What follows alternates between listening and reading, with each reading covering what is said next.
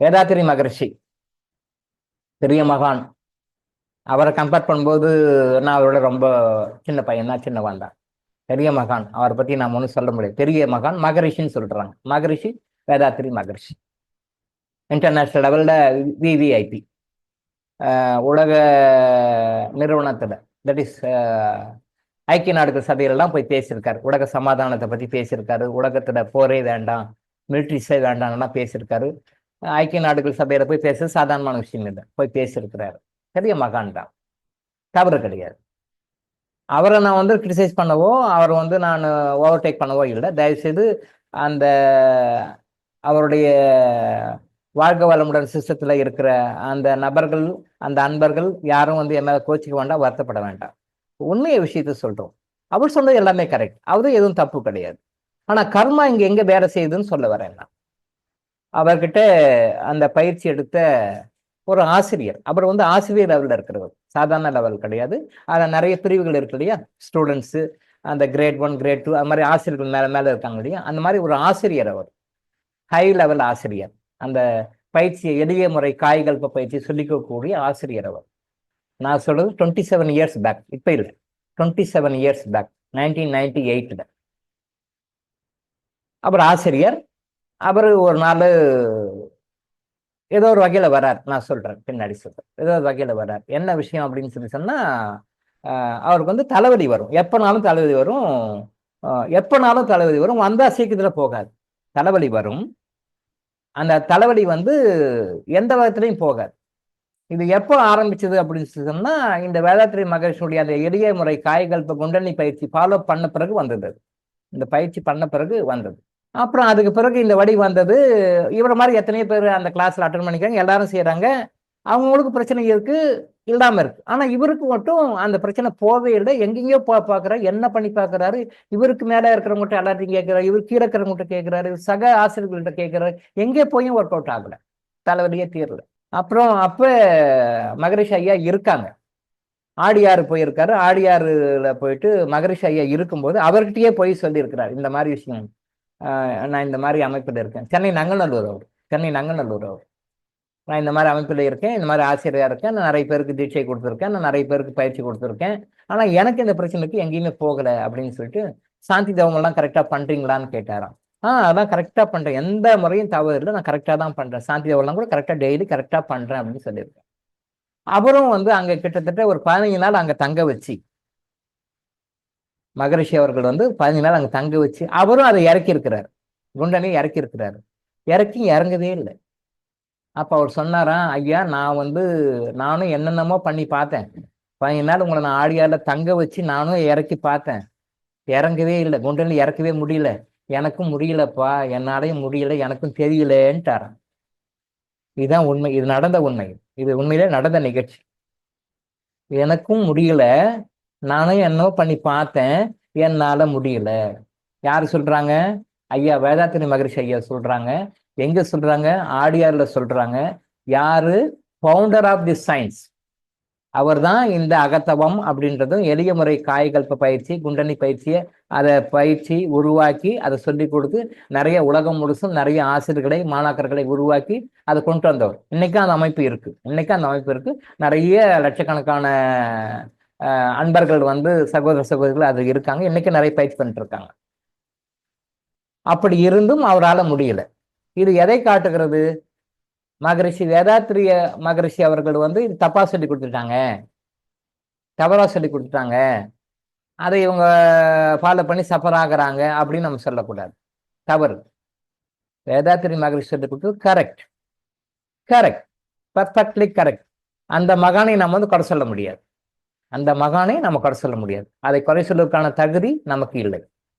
எப்படி வந்து காஞ்சி மகா பெரியவரை வந்து நம்ம குறை சொல்ல, கிரிட்டிசைஸ் பண்ணல, அவர் அவருடைய ரோலை கரெக்டா பண்ணியிருக்கார்.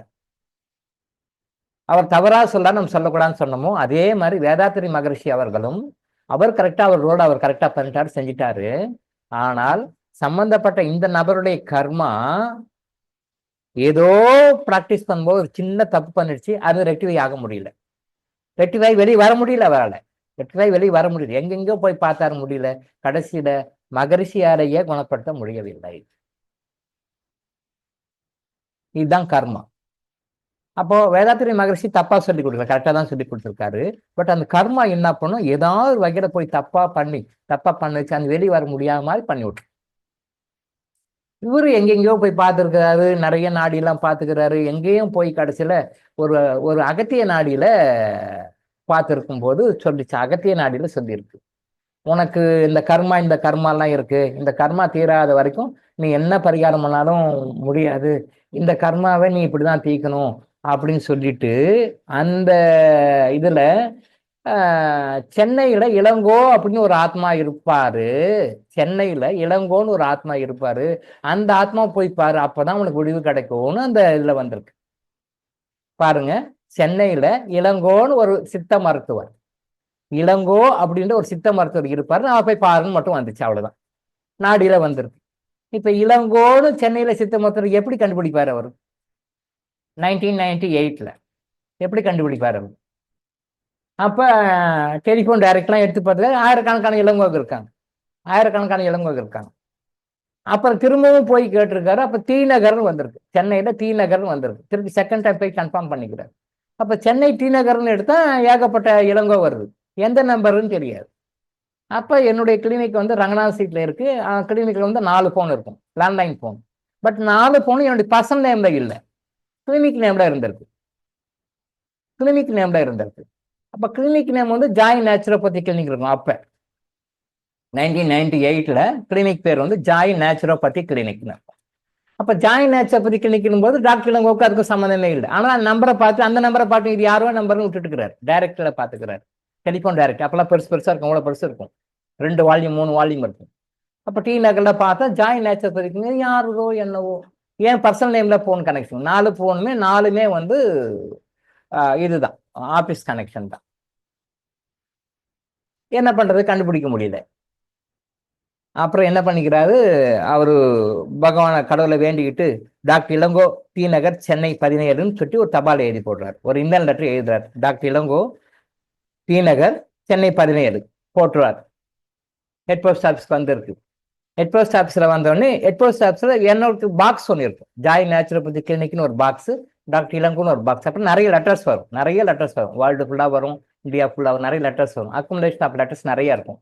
அப்ப அந்த பாக்ஸோட வச்சிருவாங்க, சென்னை டி நகர் ஹெட் போஸ்ட் ஆஃபீஸ்ல பாக்ஸ் இருக்கும், பேமெண்ட் பண்ணி வச்சிருப்போம். அந்த பாக்ஸ்ல லெட்டர் போட்டுருவாங்க, நாம போய் இந்த லெட்டர் எடுக்கணும், ஏன்னா நிறைய லெட்டர் வரும்போது நான் போய் எடுக்கணும். பட் நம்ம போஸ்ட் பண்ணி என்ன பண்ணுவாரு, டாக்டர் நீங்கள்லாம் வர வேண்டாம், நான் லெட்டர் நானே வீட்டுக்கு வரும்போது கொண்டு வந்துடுறேன், நீங்க அதுக்காகலாம் வர வேண்டாம், நீங்க ஸ்டாஃபெல்லாம் அனுப்ப வேண்டான்ட்டு பாக்ஸில் போகிற லெட்டர் இவரே கொண்டு வந்துருவார். அந்த மாதிரி ஒரு கொண்டு வரும்போது லெட்டர்ல பார்த்தா வெறுமனே டாக்டர் இளங்கோ டி நகர் சென்னை 17, அவ்வளவுதான்.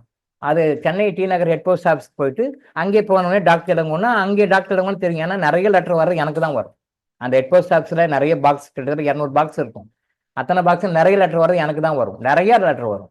ஆனால் நம்ம பேர் தெரியும், உடனே டாக்டர் இளங்கோ அப்படின்னு சொல்லிட்டு அவரே கொண்டு வந்து ஹாஸ்பிட்டலில் கிளினிக்கில் கொண்டு வந்து டெலிவரி கொடுத்தார். பார்த்தா இந்த லெட்டர், இந்த மாதிரி நான் நிறைய கஷ்டப்பட்டிருக்கேன், மகரிஷ்கிட்டே போயிட்டு வந்துட்டேன், என்னால் க்யூர் பண்ண முடியல, கொஞ்சம் நீங்கள் வந்து எனக்கு எப்படா பண்ணணும்னு லெட்டர் போட்டுப்போம். ஏன்னா அதுக்கு பிறகு அவருக்கு லெட்டர் போட்டு மெசேஜ் அனுப்பிச்சு, அப்புறம் அதுக்கு பிறகு நேரில் வந்து அவருக்கு சில பரிகாரங்கள்லாம் சொன்னோம். அவர் நார்மல் பண்ணுறதுக்கு 1 இயர் ஆச்சு, 1 வருஷம் ஆச்சு. அவர் நார்மல் பண்ணிட்டார்.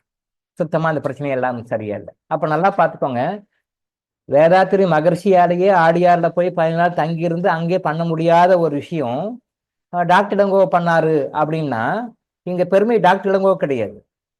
நான் வந்து ஒரு சேனல், ஒரு கருவி, அவ்வளவுதான். வேதாத்திரி மகர்ஷி நான் ஒண்ணுமே இல்லை, சின்ன ஆள் தான். பட் அவரால் முடியல, அவரே முடியல, கை தூக்கி விட்டாரு, என்னால் முடியலப்பா கை வச்சுட்டாரு. பட் இங்க டாக்டர் இளங்கோ கிட்ட வராரு அப்படின்னா, இறைவன் அந்த கர்ம வினையினுடைய வலிமை அந்த சம்பந்தப்பட்ட நபருக்கு புரிய வைக்கிறாரு. ஒரு பெரிய மகானாக இருந்தாலும், பெரிய மகரிஷியாக இருந்தாலும், அவர் சொன்ன சிஸ்டத்தை கேட்டு உலகம் முழுசும் லட்சக்கணக்கான ஃபாலோவர்ஸ் இருந்து ஃபாலோ பண்ணிட்டு இருந்தாலும், உன்னுடைய கர்மா நெகட்டிவா இருக்கும்போது அவரால் கூட ஒன்றும் பண்ண